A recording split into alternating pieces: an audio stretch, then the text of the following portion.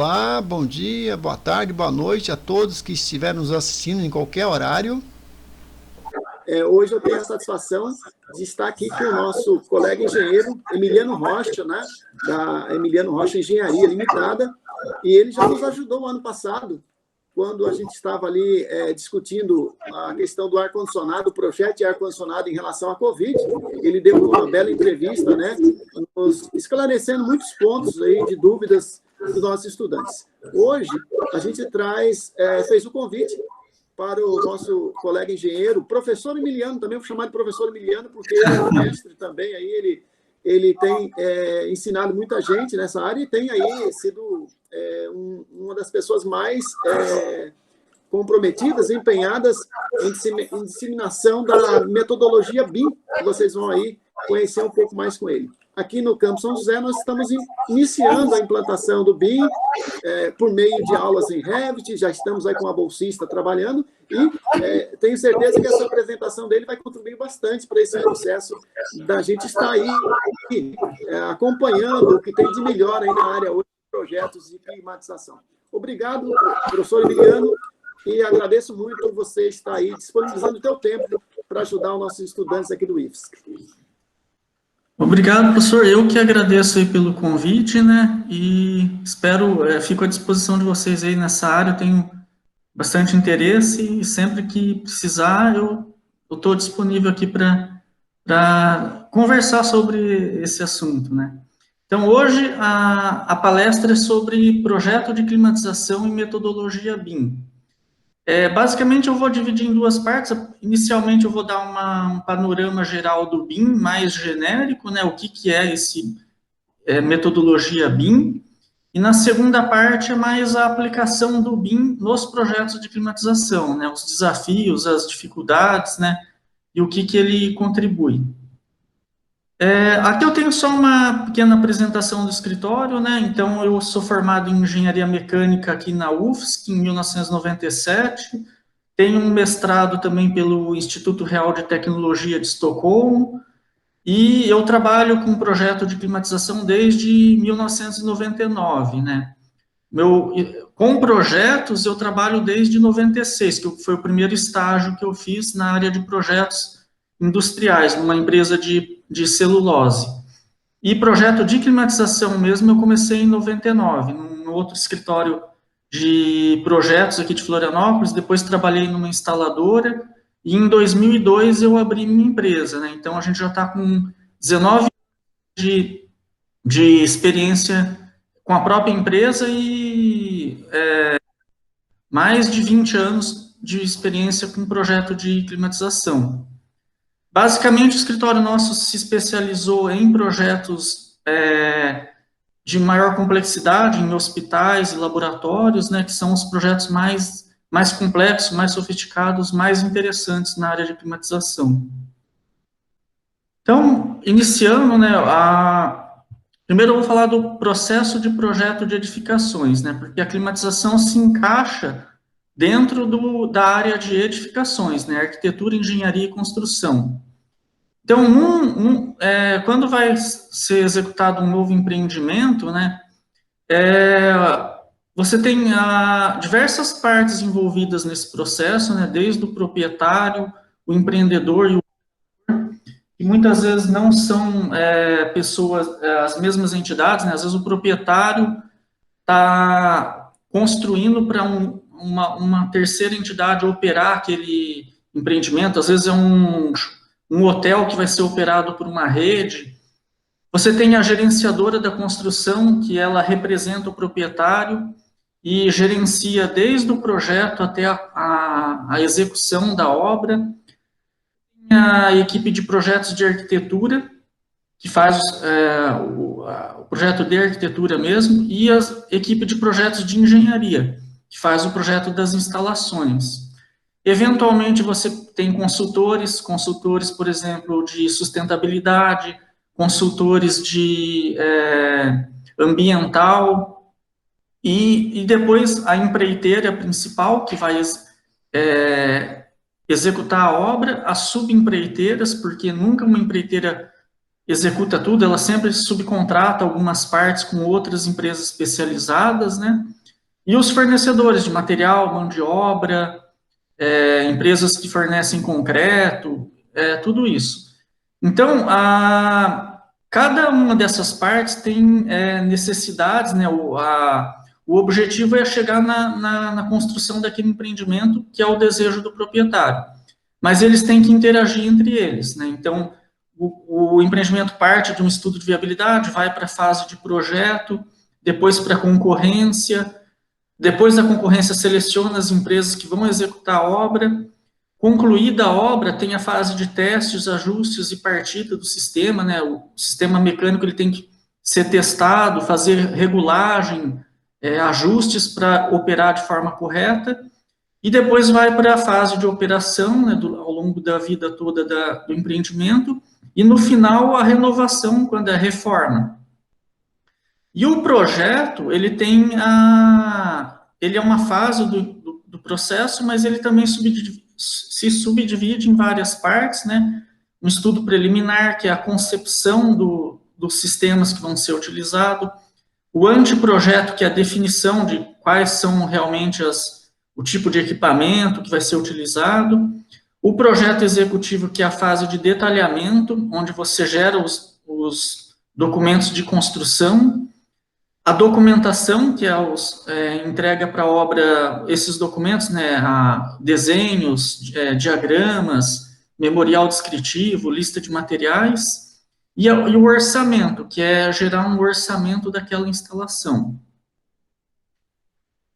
O processo tradicional de desenvolvimento dos projetos de engenharia, o processo mais tradicional é o processo sequencial, que é onde você parte de um estudo de viabilidade.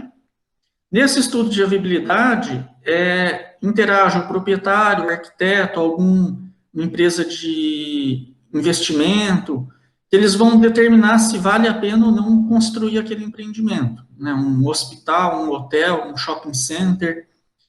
Depois que eles chegam à conclusão que vale a pena, vai para a fase de arquitetura. Nessa fase, geralmente, interage o arquiteto e o proprietário. O arquiteto vai ver o potencial construtivo, quanto que dá para construir ali, qual que é o tamanho do empreendimento, né? O tipo, se vai ser um prédio vertical, horizontal, e vai submeter a aprovação, uma aprovação legal na prefeitura, nos órgãos competentes. Depois que o projeto de arquitetura está aprovado, eles encaminham para a fase dos projetos de engenharia, as instalações, estrutura elétrica, hidrossanitário, projeto mecânico de climatização. E depois disso, quando os projetos de engenharia estão prontos, vai para a fase de construção, que é aí onde interagem a gerenciadora de obra, as empreiteiras, os fornecedores e a empresa de fiscalização. O que acontece nesse processo sequencial é que cada fase você está interagindo poucas pessoas, só as pessoas que precisam naquela fase. Então, você não tem uma interação entre todos os membros da equipe. E uma decisão que é tomada no começo pode afetar, prejudicar inviabilizar ou prejudicar um conceito de projeto mais interessante mais à frente. Então, às vezes a arquitetura já chega definida e pronta para o projeto de engenharia e você não consegue utilizar um sistema melhor, mais eficiente, porque tem uma limitação arquitetônica. Ou o arquiteto não previu espaço necessário para uma casa de máquinas, e aí você está limitado a uma solução que não era a melhor, mas é a única possível. E isso acontece em todas as etapas. Quando encaminha para a construção poderia ter dado uma opinião que poderia melhorar, reduzir custo ou melhorar uma forma de construção, e ela fica inviabilizada porque aquilo já chegou pronto para eles. Então, o outro processo que é mais eficiente é o processo de projetos integrados. Nesse processo, a gente tem todas as partes interagindo ao mesmo tempo desde o início, desde o estudo de viabilidade. Eles estão participando juntos. Então, nesse caso, o proprietário, o cliente, ele tem o objetivo que é estabelecido no início, né? Então, ele pode, eu quero construir um hospital de média complexidade com 100 leitos de internação. Ou eu quero construir um hotel de alto padrão com 200 apartamentos. Então, uma vez estabelecidos os objetivos, a equipe vai interagir para chegar na melhor solução possível. E no processo de projetos integrados, você tem uma interação entre todos os membros em todas as etapas. Se concluir que não é viável, ele já interrompe o empreendimento no início, mas todos interagiram e realmente foi determinado que não valia a pena. Ou, se vale a pena, você vai interagindo todos juntos para obter uma solução mais integrada e eficiente. Por exemplo, a arquitetura pode escolher um vidro de fachada, por exemplo, que não é, talvez, ele pode ser mais bonito, mas de repente ele é um vidro que não é eficiente e pode ter um ganho de calor muito grande e vai encarecer o custo do ar-condicionado. O consumo de energia vai ficar maior. Então, o projetista de climatização pode já dar uma opinião e recomendar um vidro diferente, um vidro mais eficiente, que às vezes não vai ter um custo tão alto, mas vai economizar na instalação, vai ser uma instalação menor, mais barata e com menor consumo de energia. Então, no processo de projetos integrados, a equipe interage para atingir aqueles objetivos de forma mais eficiente. Aí, aqui a gente tem um quadro comparativo dos dois processos, né? O tradicional é um processo linear. No projetos integrados, você tem um processo iterativo. Ele vai iterando até chegar numa solução melhor. No processo tradicional, cada profissional se envolve apenas no mínimo necessário de cada etapa. E em projetos integrados, todos estão envolvidos desde o início. Já estão dando opinião, analisando se tem alguma coisa que vai prejudicar lá na frente. No processo tradicional sequencial, as decisões são tomadas por poucas pessoas. E em projetos integrados, todas as decisões são coletivas. E o processo tradicional, ele tem uma ênfase na redução de custo inicial, nos custos iniciais, enquanto que em projetos integrados, a ênfase é na redução de custos totais do empreendimento. Então, eventualmente, você reduz o custo inicial de um determinado uma disciplina, mas aquilo provoca um aumento de custo em outra disciplina, em elétrica, em ar-condicionado, e o custo total é maior, e aí eles não sabiam disso. Então, no processo tradicional, os sistemas são considerados isoladamente, e em projetos integrados está tudo interrelacionado, visando a otimização do projeto. E no processo tradicional sequencial, você tem geralmente pouca colaboração inicial entre os membros da equipe e resulta em muitos problemas no final, durante a execução da obra. Ao contrário do projetos integrados, que você tem muita colaboração inicial entre todos os membros, né, de cada disciplina, e resulta num processo final sem grandes problemas, uma construção mais sem riscos imprevistos. Aí, as 3 ferramentas mais importantes para você trabalhar em projetos integrados é o Life Cycle Cost Analysis, que basicamente é fazer uma avaliação do custo total do empreendimento, comparando os efeitos de diferentes alternativas. Então, aqui você está vendo o custo ao longo do tempo. Então, se você utiliza um vidro mais barato, você vai aumentar o custo de operação daquele empreendimento. Ou se você toma uma decisão da posição da central elétrica, aquilo pode ter um custo se ela fica muito longe da central de climatização, vai ter um custo de transmissão ali de cabo de energia muito alto. Então, essa ferramenta, ela basicamente visa fazer a análise do custo total, tanto o custo inicial quanto o custo de operação ao longo da vida útil. A outra ferramenta para projetos integrados, muito importante, é o Building Energy Modeling, que é a modelagem energética da edificação, que é o quê? Fazer a simulação e cálculo do consumo de energia da edificação usando métodos científicos e computacionais, né? Então, basicamente, você está prevendo o desempenho daquela edificação, e isso vai influenciar nos custos de operação também. E a terceira ferramenta mais importante, que é o tema nosso dessa palestra, é o BIM, que é o Building Information Modeling. Basicamente, ele é uma metodologia de projeto de edificações baseada na modelagem das informações dos componentes da construção. O BIM, ele hoje, na verdade, os softwares BIM, ele basicamente está integrando as outras ferramentas junto com ele. Então, hoje, todas essas 3 ferramentas para obter projetos integrados, geralmente ela já está integrada num único software BIM. Então, aqui a gente vai falar do que é o BIM, né?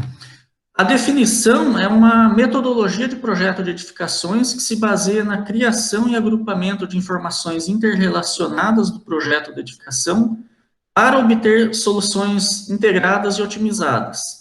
Então, o objetivo do BIM é justamente obter soluções integradas, né? Esse é o grande objetivo.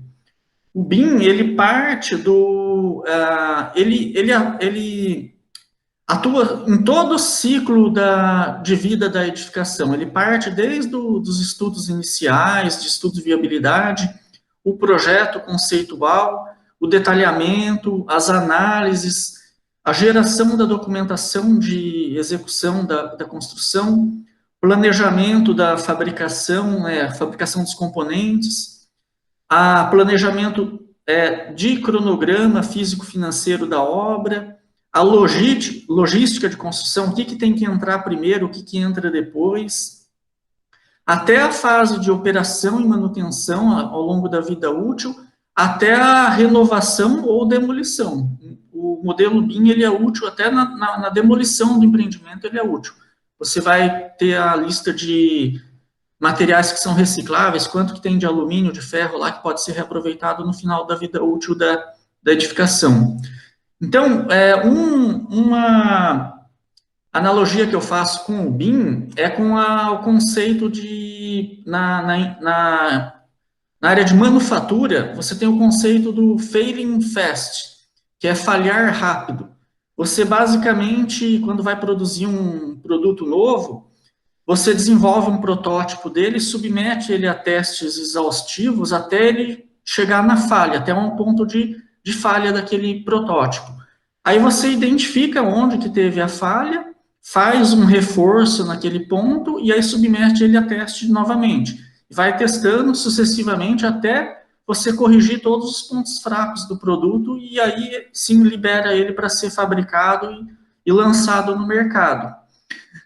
O que acontece é que com uma edificação, um prédio, você não consegue fazer um protótipo dele real para testar onde que vai ter problema. Então, o BIM é uma materialização desse conceito de failing fast para edificações. Você vai construir ele virtualmente primeiro, vai ter uma edificação, um modelo virtual dessa edificação, vai simular esse modelo, a construção dele, a operação, e ali tudo que pode dar errado, você vai identificar nessa fase do modelo virtual. As interferências, os conflitos, todos os problemas de cruzamento de tubulação com eletrocalha, ou falta de espaço, todos os problemas que podem ocorrer na obra, você já identifica e resolve eles nesse modelo virtual. E depois que o modelo está todo ajustado, resolvido, compatibilizado, aí libera para a obra, para a execução.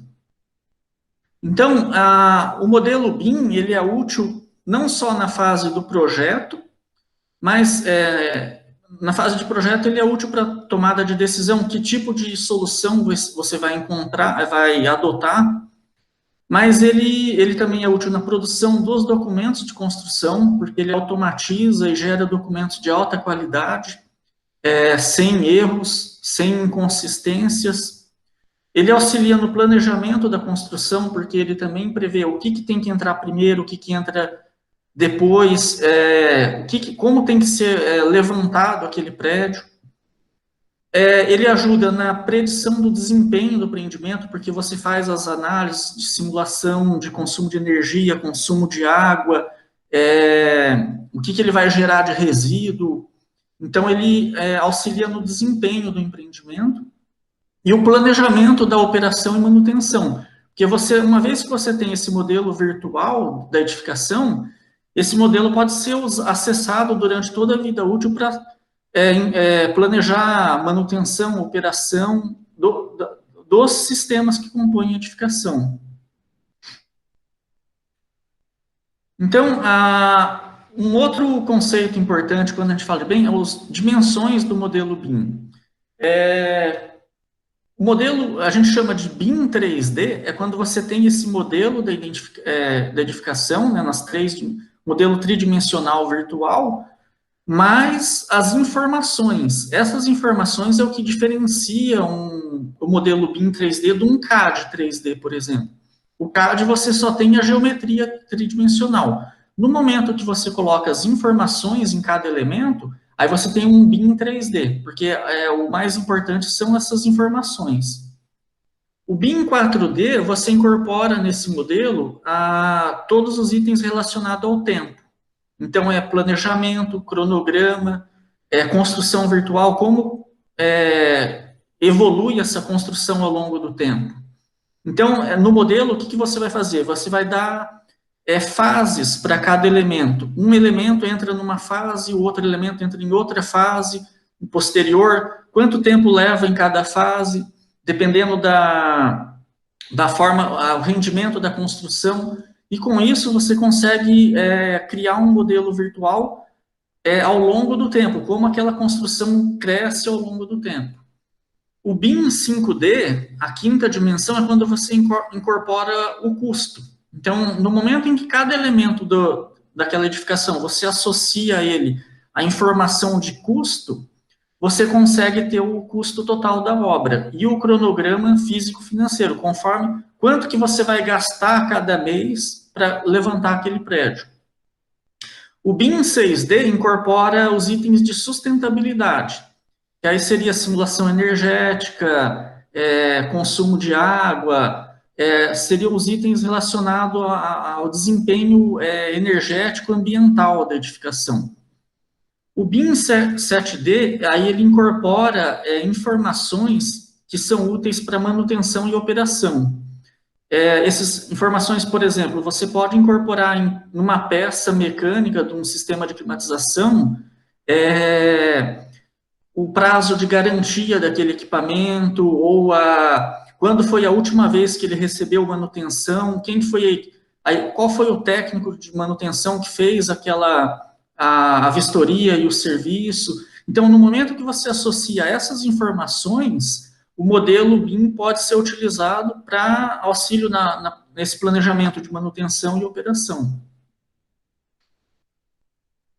O interessante é que aqui o modelo ele inicia mais pobre e ele vai sendo enriquecido ao longo do tempo. Então, você não depende até onde você quer chegar.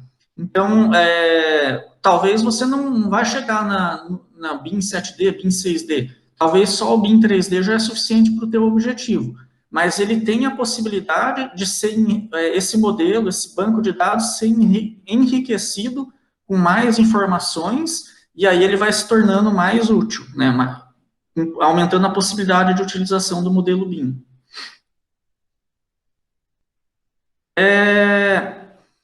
Um item muito importante no BIM é a questão da colaboração e a consistência das informações. Porque no projeto tradicional, você corre o risco de ter modelos independentes. O que significa isso? O projetista de climatização está fazendo o projeto, o arquiteto passa para ele a arquitetura. De repente, teve que fazer uma alteração e o arquiteto esqueceu de passar o modelo para o projetista de ar-condicionado. E ele está trabalhando com um modelo arquitetônico antigo. Ou o projetista estrutural está trabalhando com outro modelo. E ninguém está controlando isso e, de repente, chega na obra e tem lá um duto de ar-condicionado entrando em conflito com uma viga ou com um pilar. Porque as informações não estavam consistentes, alguém trabalhou com um modelo desatualizado, não foi avisado, esqueceram de avisar ele, e o projetista daquela disciplina trabalhou com um modelo desatualizado e acabou isso gerando um conflito depois. Em BIM, isso não ocorre, porque a gente trabalha com um modelo único que é compartilhado entre todas as disciplinas. Então, o processo de projeto em BIM, você tem que ter o modelo único consistente, e todas as disciplinas estão acessando esse mesmo modelo. Então, não tem risco de um projetista estar trabalhando com um modelo desatualizado ou incompatível com o modelo de uma outra disciplina. E você permite a engenharia simultânea. Conforme todos estão acessando o mesmo modelo, você permite o trabalho ser desenvolvido simultaneamente, sem precisar ficar um projetista esperando o outro terminar para depois ele começar, como é comum no método tradicional. Às vezes o projetista de elétrica tem que ficar esperando o projetista de ar-condicionado gerar as cargas elétricas para ele poder fazer o dimensionamento elétrico, né? Então, nesse modelo, no processo de BIM, você já permite o trabalho simultâneo de forma mais eficiente. E a mesma informação é compartilhada, então o modelo é consistente, não existe risco de inconsistência de informações. Outro conceito importante para o BIM é a questão do template, né? O template é aquela customização do software ou dos softwares que você usa para poder trabalhar na metodologia BIM. O que acontece, né? A gente tem um gráfico aqui que compara o BIM com o CAD. O CAD, na fase de concepção, você não tem um esforço tão grande, mas quando chega, uma vez concebido o sistema, definido o que vai ser e já calculado, dimensionado, a fase de documentação exige um esforço muito grande. O que é a documentação no CAD? É você gerar desenhos de cortes, isométricos, diagramas. Isso exige um esforço, um trabalho muito grande. E depois, na fase da coordenação, vai diminuindo, mas ainda assim exige um certo esforço, porque ocorrem as inconsistências, conflitos que não tinham sido vistos, e ainda exige muita coordenação na frente. No BIM, você tem que ter uma vez tendo um template muito bom, que esse template é feito uma vez e é usado para vários projetos, você tem um esforço muito grande de desenvolvimento de template. Mas uma vez que você tem esse template bem desenvolvido, você tem um esforço maior na fase de concepção, é onde você tem que decidir bem, fazer as análises, ver se não tem conflito, se não está dando interferência com outras disciplinas. Mas uma vez definido a concepção, o esforço na fase de documentação é bem menor. Os softwares geram uma documentação quase que automaticamente, sem uma possibilidade de erros bem menores. E na fase de coordenação, já está tudo, exige pouca coordenação, porque já foi tudo resolvido antes. Aqui a gente tem um caso intermediário, essa linha amarela tracejada, é quando você trabalha em BIM, mas sem ter um template ainda muito bom. E aí ele acaba ficando uma curva mais ou menos intermediária entre as duas. Você acaba tendo que, durante o projeto, ainda desenvolver template, né? Porque surgiu demandas novas e você ainda tem que dar uma parada para desenvolver o template específico para uma tarefa que você não tinha, e isso gera um contratempo, né? Então, mas a vantagem do BIM é que quanto mais você projeta em BIM, maior vai ficando a sua biblioteca, maior o seu template, né? Esse template, essa customização, o template vai desde a parte de apresentação do projeto, organização, até as bibliotecas de componentes, famílias de equipamentos, preferências de traçado de tubulações, conexões, até a parte de cálculo. Você tem template de cálculo também, template de dimensionamento, então, automatização de tarefas. Então, isso aí vai desde a parte mais simples de apresentação até a parte mais sofisticada de cálculo e dimensionamento. Bom, então, aqui eu falo sobre as opções de entrega do projeto BIM, né? Você pode ter um projeto, ser contratado para fazer um projeto em BIM e entregar uma documentação tradicional. O que seria isso? Você vai entregar os arquivos PDFs e o cliente vai plotar esses arquivos e usar eles para executar a obra.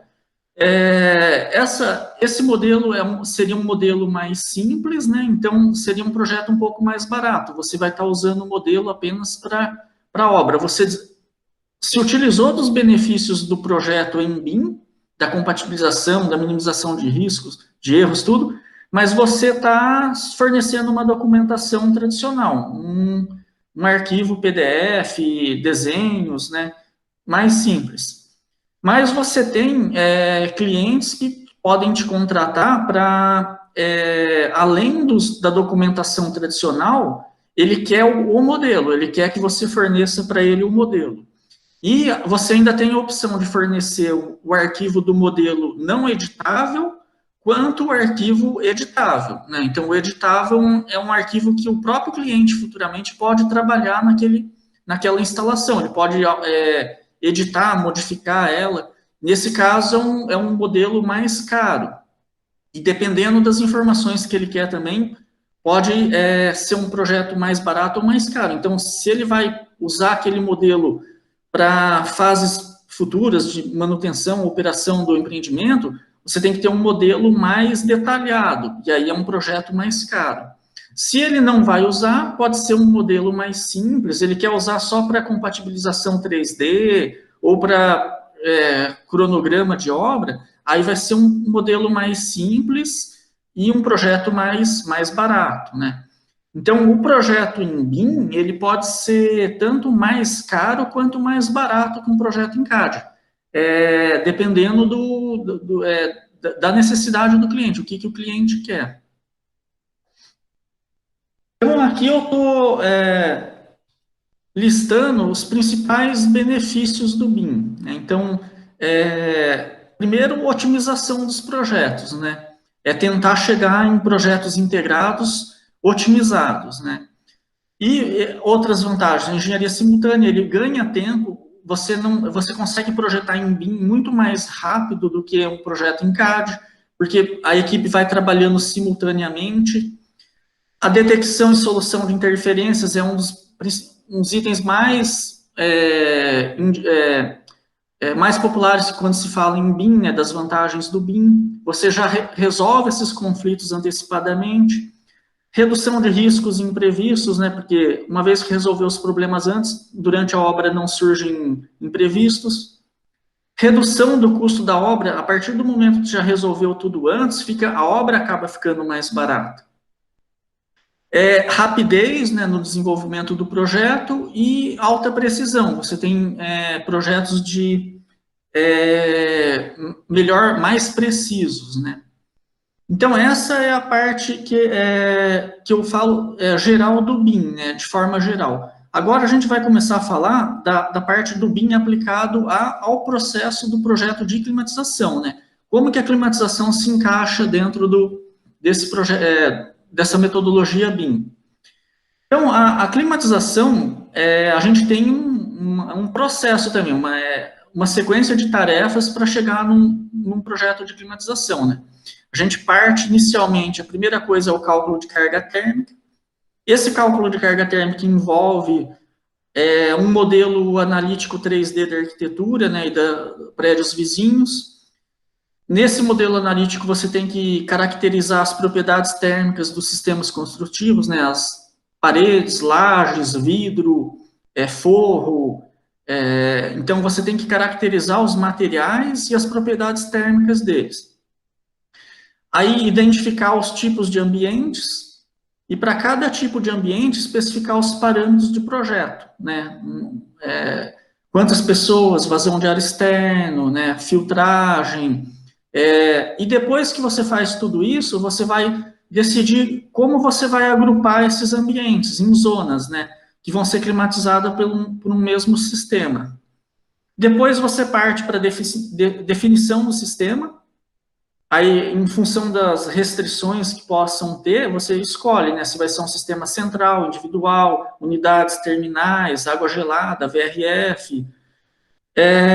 Lista todas essas alternativas, né, possíveis e viáveis, faz eventualmente uma análise energética preliminar para ver qual que vai ter um consumo melhor de energia e define o conceito do projeto. E aí, definido o conceito, você parte para o dimensionamento, né, que envolve a parte do cálculo de vazões, psicometria, selecionamento de difusores, grelhas, terminais VAV, dimensionamento de dutos, né, de insuflamento, retorno, ar externo, exaustão. Depois, o selecionamento de equipamentos, dimensionamento de tubulações. E aí você seleciona climatizadores, ventiladores, né, chiller, bomba, torre de resfriamento. Uma vez tudo selecionado, dimensionado, você pode ainda fazer uma análise energética detalhada, já com o modelo dos equipamentos, as curvas de eficiência dos equipamentos, para validar ou otimizar a opção escolhida, né?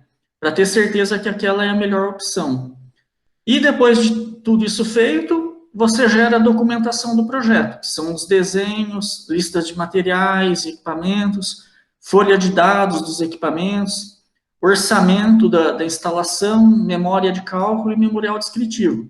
Então, esse é a sequência de um projeto de climatização, que é o que vocês aprendem na escola e na faculdade, né?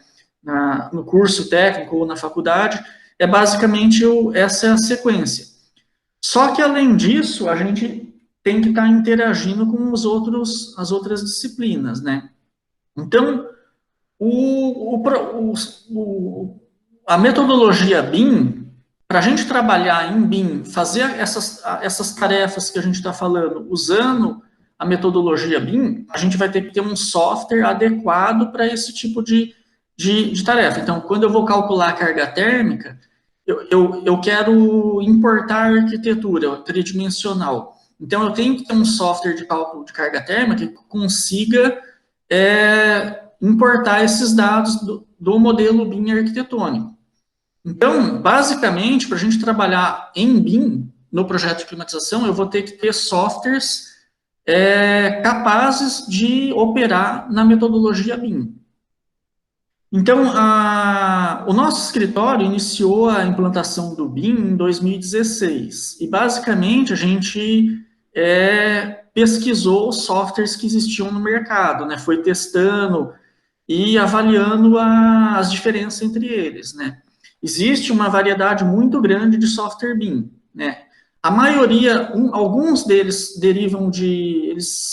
vêm de softwares CAD que foram transformados em software BIM.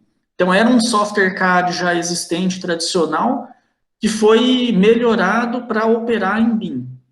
E tem outros que já derivam de softwares BIM mesmo. Ou ele é um complemento de um software BIM arquitetônico, ou ele foi um software BIM já criado, já com a filosofia BIM. O que acontece é que um mesmo software não tem todas as funcionalidades que a gente precisa para um projeto de climatização. Então, é muito comum você ter que utilizar mais de um software. Para cada etapa, de repente, você precisa de um software diferente, né? Voltando atrás naquele slide, de repente eu vou usar um software para fazer cálculo de carga térmica, outro software para dimensionamento, ou às vezes no mesmo. Então, existem softwares que fazem tudo, mas pode não ser mais adequado, ele talvez não faça tão bem. E existem outros que fazem muito bem, mas pode ter uma parte que ele não é bom. Então, quando você vai usar softwares diferentes, o item mais importante é a transferência de informações de um software para o outro. E isso pode ser feito de forma mais integrada ou menos integrada, mais automatizado ou menos automatizado. E quanto mais automatizado, mais eficiente é o processo, né? Mais BIM é o processo, né? Então, é um BIM melhor, não é um BIM mais truncado, né?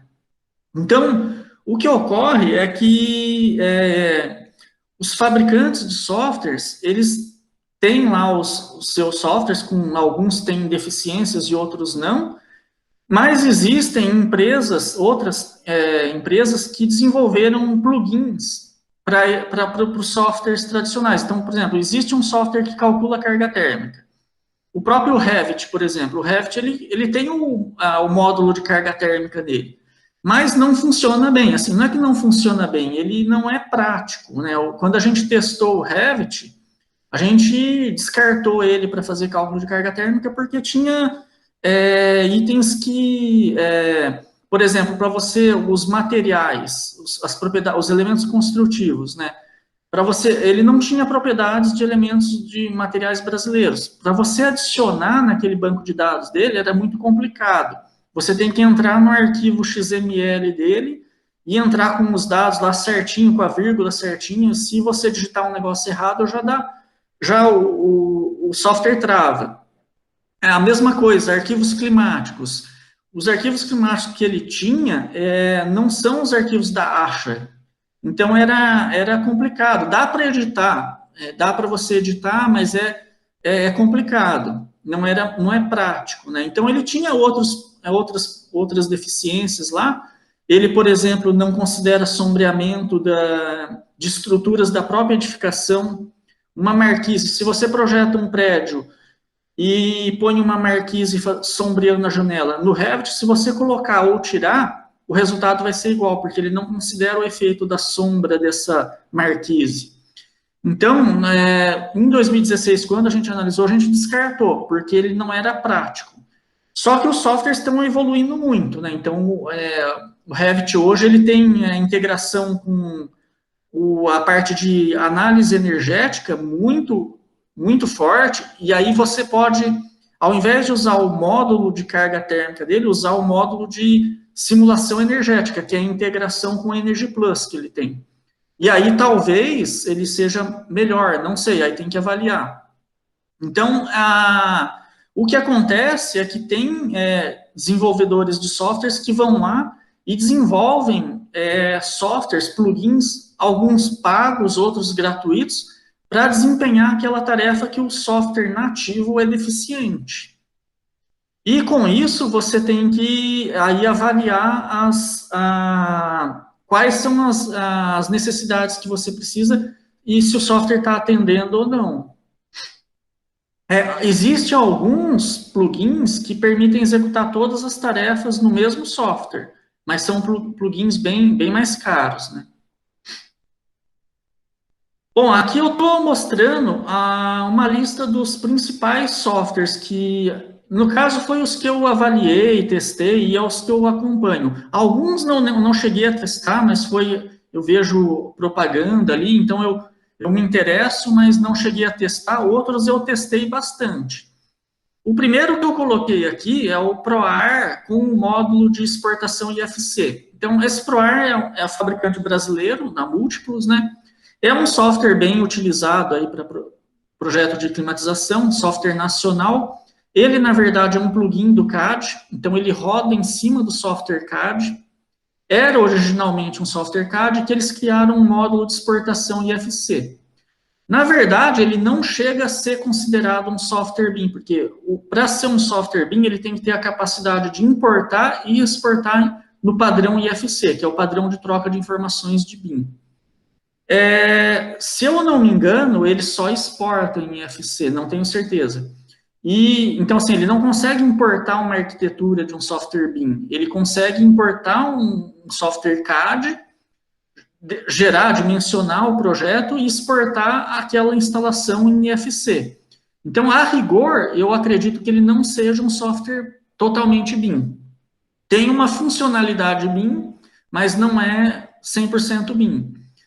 E o preço dele é bem mais baixo do que os outros. Então, assim, o que diferenciam esses softwares são as funcionalidades que eles têm. Quanto mais caro, ele vai tendo mais funcionalidades, né, que podem ser importantes. Não significa que o mais caro é o que é o melhor, que tem as mais funcionalidades. Então, você pode ter um software mais barato que às vezes tem uma funcionalidade muito importante para você e é melhor do que um software caro que de repente não tem aquela funcionalidade. Então, os outros têm esse software grego, é um que eu testei, ele é bem parecido com o ProAr, só que esse é BIM mesmo, ele importa, exporta em FC, a arquitetura, tem integração com outras aplicações, simulação energética, mas ele também é um software com base CAD, era um software CAD que foi transformado em BIM, e esses softwares, eles têm as limitações, e como ele não é um software genérico de criação de elementos BIM, ele fica limitado ao que ele tem disponível nele. Então, se ele não tem um determinado equipamento, um determinado tipo de sistema, você não consegue criar um elemento adicional. Então, para aquilo que ele faz, ele é bom, mas se precisa de uma coisa que ele não tem, você não consegue resolver com ele. Esse da CIP é mais ou menos parecido também, mas é um pouco melhor, ele já é tem mais recursos. E aí você vai evoluindo, o DDS CAD também era um software CAD que evoluiu muito em BIM, hoje eu acho que é um dos melhores que tem para projeto de climatização, da Noruega, e ele tem uma integração muito grande com os outros softwares BIM, é um dos pioneiros de BIM no mundo, na verdade. E depois você tem os softwares de modelagem arquitetônica que foram o ArchiCAD e o Revit, que são os mais famosos, né, que foram criado um módulo de modelagem mecânica, elétrica, o plumbing, né, MEP, mecânico, elétrico, plumbing, ou seja, ele era inicialmente um software de arquitetura que foi depois criado um módulo para projeto de instalações, de engenharia nele. Então, os mais famosos é o ArchiCAD e o Revit. Você tem o da Bentley também, que ele tem praticamente tudo, né? Ele faz simulação energética, modelagem arquitetônica, dimensionamento de sistemas, né? Elétrico, mecânico. E depois, o Revit, que é o mais famoso da Autodesk, né? É praticamente o sucessor aí do AutoCAD. E você tem os plugins pagos, né? Alguns, por exemplo, esse da Linear, que é da Alemanha, a licença dele custa 50 mil reais por ano, né, para cada computador, além da licença do Revit, né? Então, se você utiliza um plugin desse, você vai ter que gastar aí 60 mil reais por ano para cada computador do seu escritório. Então, só que esse aqui é um plugin que ele faz quase tudo, né? Então, é extremamente eficiente. Todas as deficiências do Revit, eles corrigiram, né? Então, ele é um plugin um dos melhores que tem. Então, mas basicamente, nem todos têm tudo, assim, que consegue executar tudo. Por exemplo, a Linear, ela não tem integração com simulação energética, mas o Revit nativo tem. Então, aí você teria que usar as ferramentas nativas do Revit para isso. O DDS CAD, por exemplo, ele já tem integração com um software de simulação um dos melhores do mundo, que é o IDA-ICE, da Suécia. É um software muito superior ao Energy Plus, e ele tem essa integração. Então, assim, as funcionalidades variam muito. Então, aí depende, é o tipo de projeto que você precisa, o tipo de projeto que você trabalha, você tem que ver quais são as funcionalidades que você precisa. Né? Alguns softwares permitem, por exemplo, o trabalho mais de uma pessoa na mesma disciplina, é o caso do Revit, por exemplo. Você pode ter mais de uma pessoa trabalhando no mesmo projeto, na mesma disciplina, e tem outros que já não permitem. Né? Esses do começo aqui que eu mencionei é um projetista só. Então, se você tiver um projeto muito grande, onde você tem que colocar 5 pessoas para trabalhar no mesmo projeto, esses outros já não dão conta. Mas, se você trabalha num escritório sozinho, um escritório pequeno que é só você mesmo que trabalha, não tem necessidade de você ter um software que permite lá pôr 10 pessoas para trabalhar simultaneamente. Mas a maioria hoje já está migrando para trabalho em equipe, o que ocorre é que alguns, a rede fica limitada à rede local, enquanto outros permitem rede externa, né? O Revit permite ter um projetista trabalhando em São Paulo e outro trabalhando em Florianópolis, sem problema. E já tem outros que não, para ele funcionar em rede bem, ele tem que estar dentro da mesma rede. Bom, então, voltando a funcionalidades, porque basicamente o que diferencia um software do outro são as funcionalidades. E aí, falando de funcionalidades, a principal delas é cálculos integrados. Cálculos integrados, quanto mais cálculos aquele software faz, menor é o seu problema de ficar transferindo dados de um software para outro. Então, se o teu software calcula carga térmica, ele consegue importar geometria arquitetônica, você consegue editar os elementos construtivos, dados climáticos, é ótimo, ele já está dentro da mesma plataforma, né? Mas, quando ele não faz isso, você vai ser obrigado a usar um outro software que tenha essa capacidade de comunicar com aquele outro que vai ser usado depois, né? Então, cálculos integrados, carga térmica, psicometria, cálculo de vazões, balanço de vazão, é um dos itens muito importante. Outro, cálculos integrados, dimensionamento de dutos e tubulações. Então, existem softwares que fazem isso muito bem e outros fazem não tão bem, né? Então, quanto maior a capacidade dele de resolver, de executar aquela tarefa dentro do próprio software, melhor, né? Aqui, por exemplo, eu tenho um print de um plugin do Revit. Por quê? Porque o Revit ele tem a capacidade de dimensionar dutos, por exemplo, mas ele tem um banco de dados lá que não é muito bom. E você precisa ter um banco de dados real, né? E que, se você joga uma peça, uma curva de um duto, diferente do que ele tem lá, ele já lança um valor de perda de carga zero. E aí dá um erro no teu cálculo.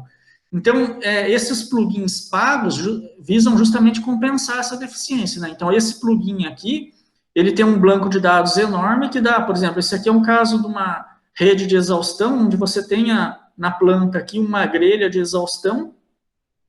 Essa grelha está listada aqui, ó, ela está com uma vazão acima do permitido, está dando um ruído muito alto. Então, no fluxograma da rede de dutos, ele está indicando aqui o modelo, a vazão, perda de carga, ruído, e já está indicando, out of range, quer dizer, está fora da faixa, está um ruído acima do permitido. Então, você tem que trocar esse modelo para uma veneziana maior, que caia o ruído, fique o ruído dentro do permitido, e aí o software já recalcula tudo, perda de carga, ele já recalcula todo o sistema automaticamente. Aqui, uma outra funcionalidade, né? Como eu falei, você tem que ter uma biblioteca de componentes. O software genérico, ele vem com uma biblioteca genérica, mas muitas vezes não é os produtos que você vai utilizar. Então, é interessante que essa biblioteca seja a mais ampla possível e tenha as informações técnicas e materiais do mercado brasileiro, onde os produtos que você está trabalhando. E uma funcionalidade importante é a criação e edição de famílias de componentes. Porque você, às vezes, tem softwares que você consegue alimentar a biblioteca dele, e tem outros que a biblioteca é meio travada, você não consegue... ou, às vezes, você consegue adicionar produtos novos, mas com um nível de detalhamento não adequado, né? Então, cada software varia, você pode colocar dados mais... informações daquele produto mais detalhadas ou menos detalhadas, né? Aqui eu mostro a diferença. Você vai, por exemplo, uma funcionalidade, você quer extrair automaticamente quantitativos. No final do projeto, você quer fazer a lista de materiais e extrair os quantitativos. Se você usa um software genérico, ele aceita peças que às vezes não existem no mercado. É o caso, por exemplo, se você vai lançar no Revit uma tubulação, uma redução de uma tubulação de polegada 4, 5 polegadas, para um tubinho pequeno de 1 polegada, como ele é um software paramétrico, ele vai lançar uma peça de redução. Só que aquela peça, quando você vai extrair os quantitativos da lista de materiais, ele vai indicar que é uma peça inexistente no mercado. E existem plugins para corrigir isso. Aqui eu estou mostrando o caso de um tubo de PVC, PVC de esgoto, na verdade, mas ele substitui as peças genéricas por peças de mercado. Então, você não tem uma redução tão grande assim, você vai ter várias reduções para chegar naquela redução que você queria. Então, é muito importante você buscar softwares que tenha essa capacidade de utilizar produtos reais, né? Ou, se ele não tem nativo, que tenha plugins que consigam fazer isso, né? Outra funcionalidade importante, né, é a possibilidade de customização do software, usando programas de programação visual, por exemplo. Isso está ficando mais comum agora. Você usa, por exemplo, o Dynamo para executar tarefas que o software nativo não consegue executar. Então, ele transfere dados ele extrai dados do modelo, processa, calcula, executa cálculos, eventualmente joga de volta para o modelo alguma informação, ou joga para frente esse dado, e não são todos os softwares que permitem isso, né? Esse tipo de customização, geralmente, é só os softwares mais genéricos ali, que é o caso do Revit e do ArchiCAD. Os outros softwares que são mais, digamos, menos genérico, mais travado, você não consegue fazer essa customização. Outra funcionalidade é a possibilidade de integração com outras aplicações. Geralmente porque às vezes ele tem uma deficiência e você quer integrar isso com extrair esses dados para serem usados em uma outra aplicação. Então, usando a própria programação visual, você pode extrair dados do modelo, esses dados podem ser exportados para um Excel, para outra aplicação, até aqui no caso, por exemplo, fazer um dashboard, uma apresentação da evolução da obra, por exemplo, ou qualquer outro tipo de aplicação, mas o mais importante é a possibilidade de integrar com outras aplicações, justamente porque você vai ter limitações ali, não vai conseguir resolver algumas tarefas direto no software. Se ele tiver essa possibilidade, o processo fica integrado, sem intervenção manual. A intervenção manual é extrair dados manualmente e passar para outra aplicação, mas aí está sujeito a erro, né? A erro de manual, erro de digitação ali, e é mais lento. Então, quanto maior a possibilidade de integração, melhor é o software, né? Então, é uma funcionalidade que tem que ser observada. Aqui, eu acho que é a funcionalidade mais importante de todas, que é a interoperabilidade e colaboração. Porque naquele processo de projeto de climatização que eu falei, ali eu estava mostrando só o que o projetista tem que fazer, o projetista de climatização. Mas a gente tem que interagir com os outros membros da equipe. E, por exemplo, essa interação ela pode ser unidirecional, né, a colaboração unidirecional ou bidirecional. Unidirecional é quando eu tenho que, por exemplo, passar uma informação da climatização para outra disciplina. E eu passo e não recebo de volta. É o caso, por exemplo, os pontos de força. A climatização tem que passar isso para a elétrica. Pontos de dreno, né? A climatização manda para o projeto hidrossanitário. Peso dos equipamentos, a climatização passa isso para o projeto estrutural. Então, quando a gente está trabalhando em BIM, é muito importante a interoperabilidade. O projetista de elétrica, ele precisa receber essa informação. Então, o software que eu estou usando tem que ter a capacidade de passar essa informação de forma precisa para ele poder dimensionar a rede elétrica. E a colaboração bidirecional é quando a gente manda informação para outra disciplina, ela trabalha naquilo e manda de volta para a climatização. Então, aí nos dois sentidos, eu tenho que interagir. É o caso da arquitetura. A arquitetura passa a geometria para a climatização efetua cálculos, manda de volta para a arquitetura eventualmente precisa modificar alguma coisa, reduzir, criar uma casa de máquinas, modifica qualquer elemento que ela modifica no layout, já altera o projeto de climatização. por exemplo, paginação de forro com luminárias e grelhas. Então, a arquitetura manda para a climatização a paginação das luminárias no forro, a climatização passa, modela as grelhas, difusores no forro, só que pode ter conflito, pode ser que tem que mandar informação para a arquitetura para ela alterar, e depois ela manda de volta, então ela tem que mexer na luminária, a climatização tem que mexer nos difusores. Então, aqui é uma interação bidirecional, o projeto tem que estar integrado e tem que ter essa capacidade de trocar essas informações de forma precisa, né? Então, se você está usando softwares diferentes, eles têm que ter a capacidade de se comunicar. Mesma coisa com climatização estrutural. Às vezes a climatização tem que passar, por exemplo, furação em vigas e lajes para passar dutos, por exemplo. Só que o estrutural recebe aquela informação e nem sempre ele consegue criar um furo naquela posição. E aí, às vezes, ele pede para deslocar 30 centímetros para um lado, 20 centímetros para cima. Então, ele tem que mandar a informação de volta para a climatização. E tem que interagir os dois ali. Aí a climatização que vai ter que mudar o traçado do duto para compatibilizar com aquela furação que foi permitida pelo estrutural. Né? Aqui, climatização e coordenação, a mesma coisa, parte de conflitos. Né? Então, a interoperabilidade e colaboração é um dos itens mais importantes que o software BIM tem que ter. Porque é isso que vai gerar a otimização do projeto. Né? Sem essa colaboração, você corre o risco de ter um projeto feito em 3D, mas não compatível entre eles, né, com inconsistências. Aqui uma outra funcionalidade BIM desejável, né, não é tão importante, mas é legal, geração automática de fluxogramas, né, são fluxogramas, diagramas, né. Aqui eu estou mostrando um de ar, por exemplo, é um plugin que gera um fluxograma de ar dentro do Revit. Qual é a vantagem disso? A gente vai gerar fluxograma de ar, de água gelada, de água quente, de controles, instrumentação.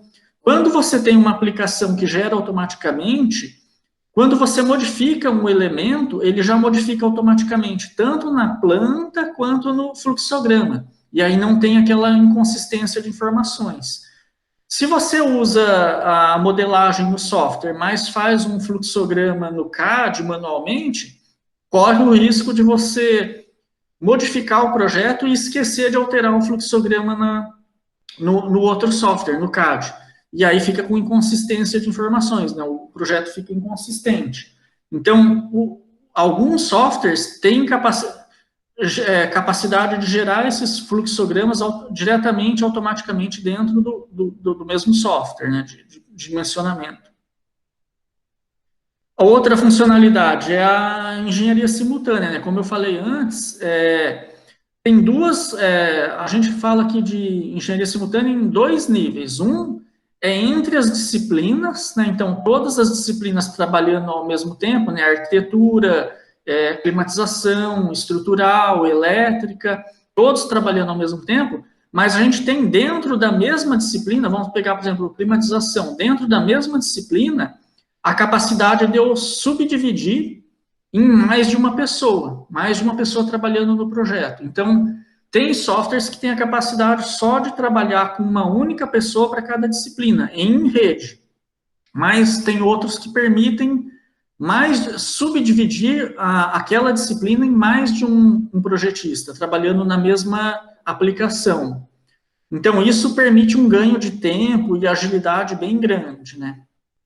E também é uma característica importante que, para acessar um modelo único, para ter um modelo consistente único, você tem que trabalhar em rede, não tem como, né? Se você trabalha sem ser em rede, você está correndo o risco de ter modelos diferentes e inconsistentes.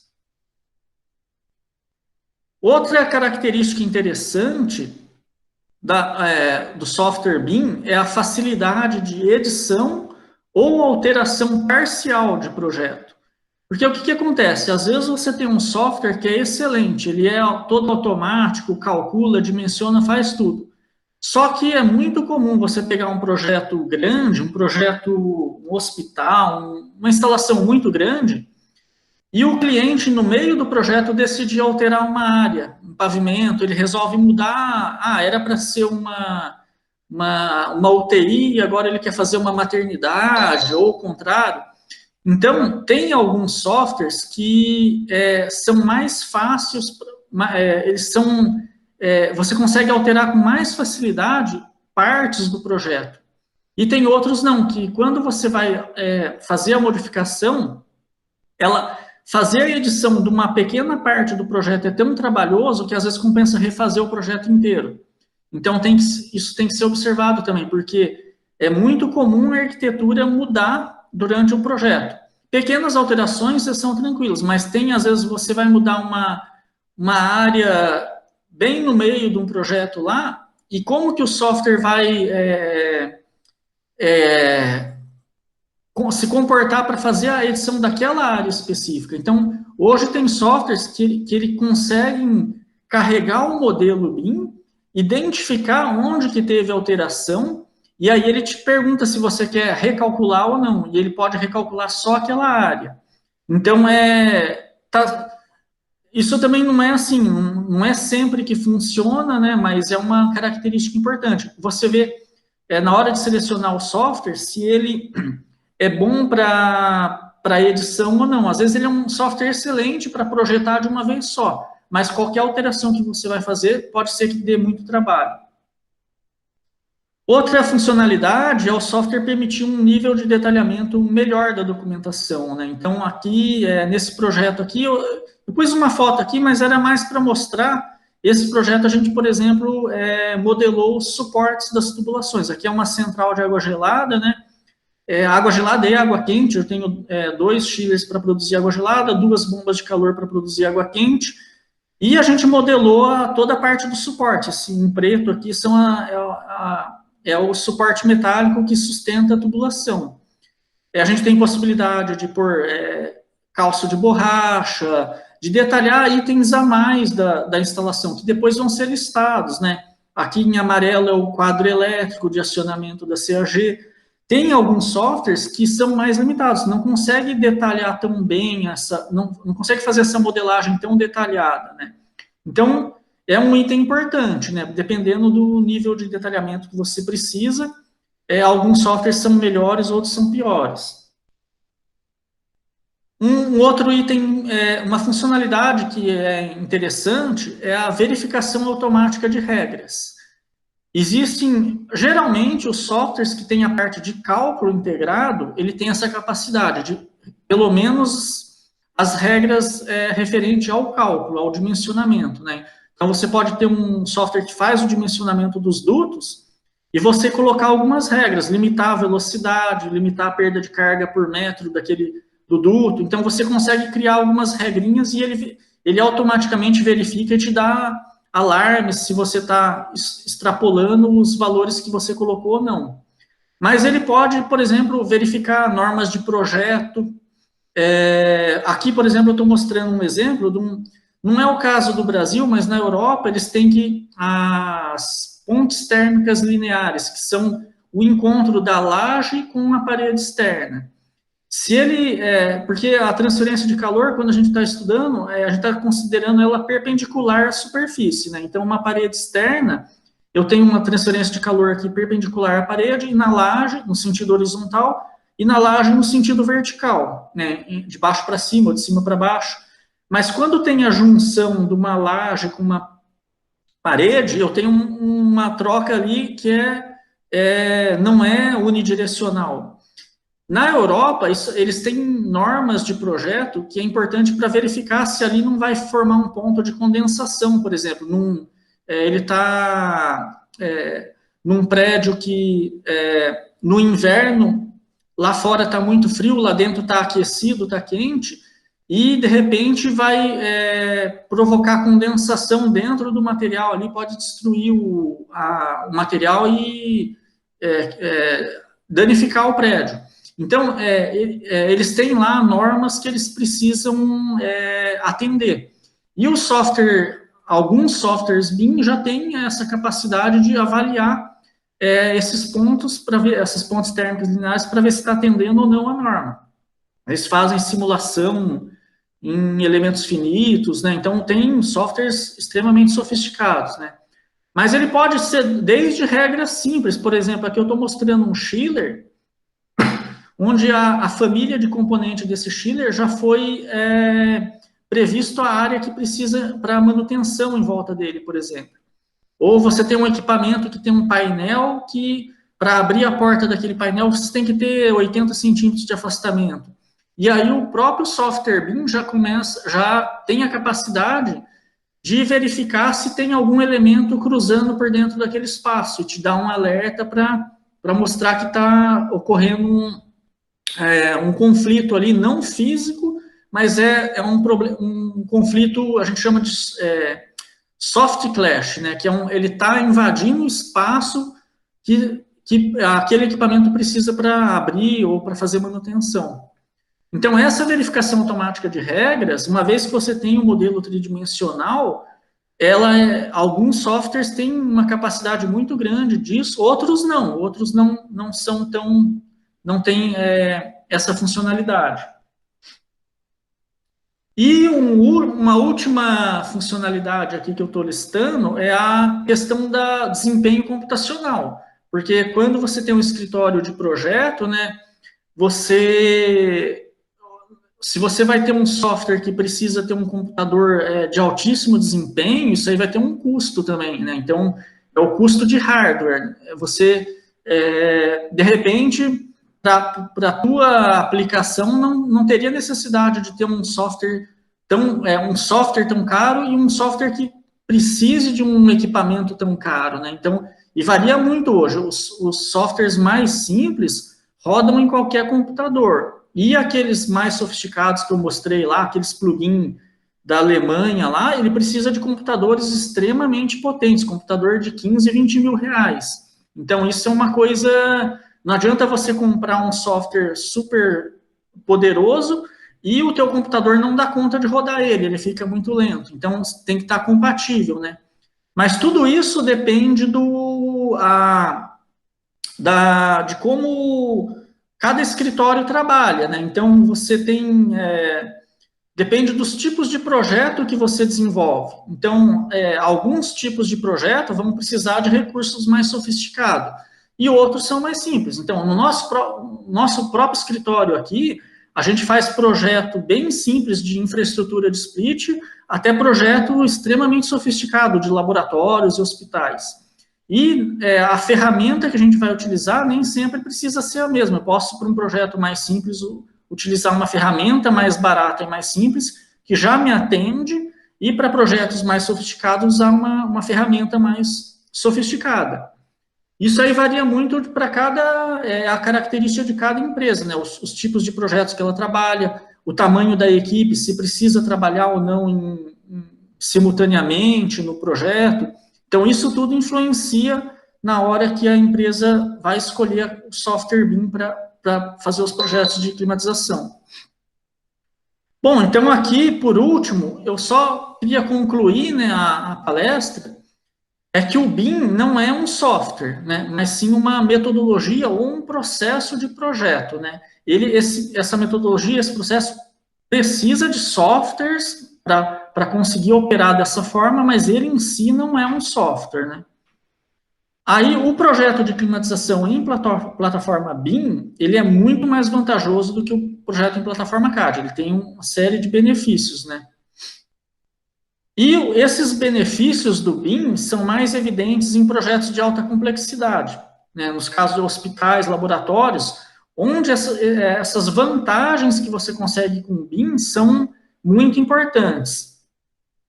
Agora, a plataforma BIM, ela está se tornando o novo padrão de projeto de engenharia, e ela provavelmente vai substituir o CAD da mesma forma como o CAD substituiu a prancheta de desenho à mão 30 anos atrás. Então, apesar dele ser um método mais sofisticado, que para projetos de alta complexidade ele é muito importante, mesmo para os projetos mais simples, ele está acabando se tornando um novo padrão. Então, ele é bem provável que ele vai substituir totalmente o CAD em pouco tempo. Não significa que o CAD vai deixar de existir, porque mesmo no projeto BIM, a gente ainda usa o CAD. A gente precisa ter ferramentas de CAD, mas o que acontece é que o padrão de projeto vai ser uma metodologia em BIM, onde ela usa softwares BIM e, eventualmente, acessa outras aplicações, desde o CAD até aplicações externas, o Excel e outro tipo de aplicação. E o preço dos softwares BIM varia muito em função das funcionalidades que eles oferecem, né? Então, a gente tem opções sofisticadas e caras e outras simples e baratas, né? E aí depende de cada escritório buscar as ferramentas adequadas ao tipo de projeto que ele desenvolve, né? Quais são as funcionalidades que ele precisa. E, justamente por isso, os padrões de projeto e o fluxo de trabalho em cada escritório varia muito, porque aí depende das necessidades de cada escritório. Bom, então, basicamente é isso, professor. Aqui eu concluo a apresentação, e não sei se você tem alguma questão.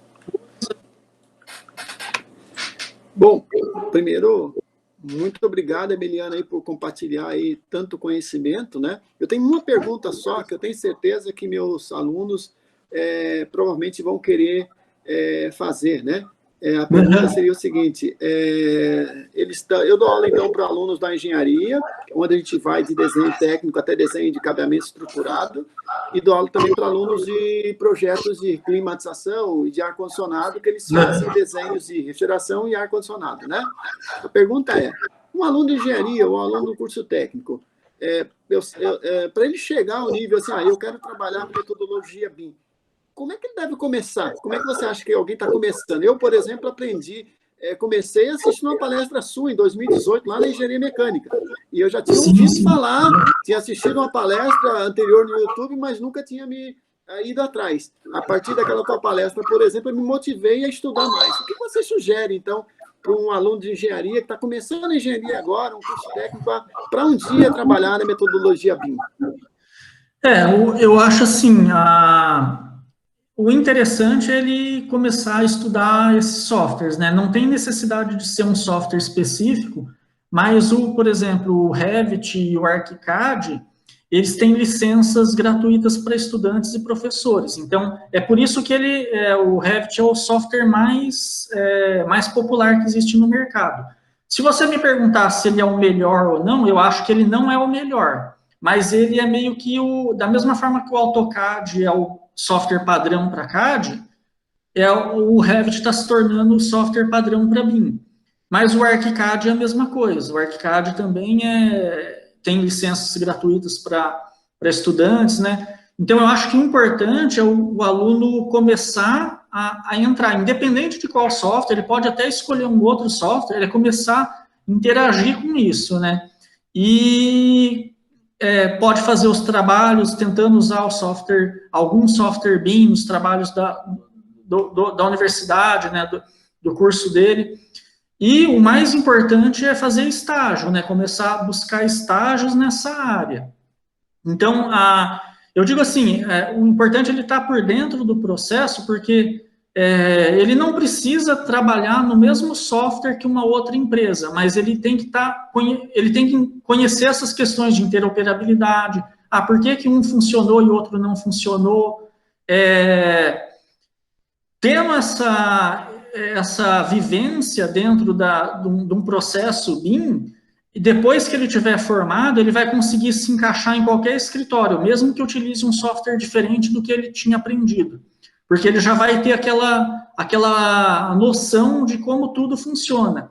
Então, o mais importante é ele mesmo tentar entrar em contato com essa tecnologia, tentar buscar fazer os trabalhos usando isso, né, usando o software BIM, vai ver as dificuldades, começar a criar um template, né, ou tentar baixar um template. Às vezes você tem pessoas que disponibilizam, na internet tem muita gente que disponibiliza template, ou gratuito, ou mais barato, ou vocês na própria universidade tentar desenvolver um template mínimo da própria universidade, aí quando os alunos forem fazer o trabalho, já usar esse template e já vai enriquecendo o template. Né? Então, no ano seguinte já vai ter um template um pouco melhor, já dá para ir fazendo um trabalho um pouco mais sofisticado, mas o importante é ir conhecendo esses softwares, e esses softwares estão evoluindo muito. Essa apresentação que eu fiz tem coisas que eu analisei o software em 2017, 2018, então uma coisa que eu falei aqui, daqui a pouco eu já estou queimando a língua, porque vai sair uma versão que faz uma coisa que eu achava que não fazia, que antes não fazia, agora tem uma funcionalidade nova. Então, assim, ele tem que ficar acompanhando a evolução dos softwares, que é muito grande. O DDS-CAD, por exemplo, é um software que antes não tinha cálculo de carga térmica, e hoje ele tem com uma das ferramentas, uma das melhores que existe. Então, assim, daqui a pouco o Revit lança um módulo que faz algo que ele não fazia antes. Então, assim, ele tem que ficar acompanhando mesmo os softwares e tentar entrar dentro, começar a utilizar, né? Se manter em contato ali, ver, tentar interagir. Perfeito. Professor Emiliano Rocha, né? Vou dizer assim para você, olha, que o Revit está me dando também uma oportunidade interessante de me reconectar com o início da minha carreira, porque antes da engenharia mecânica eu trabalhei 6 anos na construtora, e lá tinha arquiteto, tinha engenheiro civil, a gente fazia desde o arquitetônico até todo o detalhamento estrutural, hidráulico, sanitário, hidroelétrico, e o acabamento, até os móveis, né, às vezes sobrado das casas contratadas, era o próprio escritório que fazia. Eu era o desenhista naquela época, né? Aí paguei minha faculdade desenhando para esses escritórios, aí a Machita, a construtora, o Emílio Nagai, o Gelder, Zezé, o Roberto Monteiro, o Semino, né? Todo esse pessoal aí que me ajudou muito lá atrás, né? Quando eu comecei, e hoje eu volto a fazer o projeto e eu percebo essa possibilidade de integração de novo, né? De trabalhar desde da parte de concepção até do ar-condicionado. Então, isso tem sido um desafio bem interessante, introduzir, né, essa ferramenta, essa metodologia aqui no Campo São José. E agradeço muito, então, por essa tua disponibilidade, né, por compartilhar tamanha sabedoria, tamanho conhecimento. Você começou em 2016, como você disse, a gente começou um pouco mais tarde agora, mas acredito que em alguns anos, né, com os templates, né, já temos uma bolsista trabalhando, né, já conseguimos aí colocar uma pessoa para desenvolver template para nós, também organizar a biblioteca. Acho que a médio prazo a gente vai estar em condições aí de ter formação, né, de tanto profissionais da engenharia quanto técnicos que possam estar aí sintonizados com o que está acontecendo de mais moderno aí na área de ar-condicionado, tá? Suas palavras finais e a gente encerra, então. Sim, não, eu gostaria de agradecer, professor, pelo convite, né, e o que eu queria dizer é que o BIM também, ele não você poderia trabalhar em projetos integrados em CAD, mas é muito mais difícil. Na verdade, o BIM é uma ferramenta que facilita o trabalho integrado, né, então, mas você também tem que saber usar ela adequadamente, né, não adianta você usar um software BIM e ter modelos inconsistentes. Então, assim, você tem que utilizar a ferramenta para obter o projeto integrado, que o mais importante é ter projetos integrados, né? O BIM é só uma ferramenta para chegar lá. Perfeito. Obrigado. Fique com saúde, fique bem, se proteja aí, Emiliano, tá? E espero que em breve, quando acabar a pandemia, a gente possa ter uma palestra sua ali no Campo São José, tá bom? No próprio Campo Florianópolis, onde o IFSC chamar, né? Hoje temos IFSC aí em todo o estado, né? E com certeza tem várias engenharias e cada vez mais estão sendo implantadas disciplinas que estão aí na metodologia BIM. Então, realmente, aí é um mundo ilimitado aí de possibilidades aí para a gente trocar informação. Muito obrigado aí, tenha um bom dia, viu? Eu que agradeço, professor. Obrigado. Bom dia. Tchau, tchau.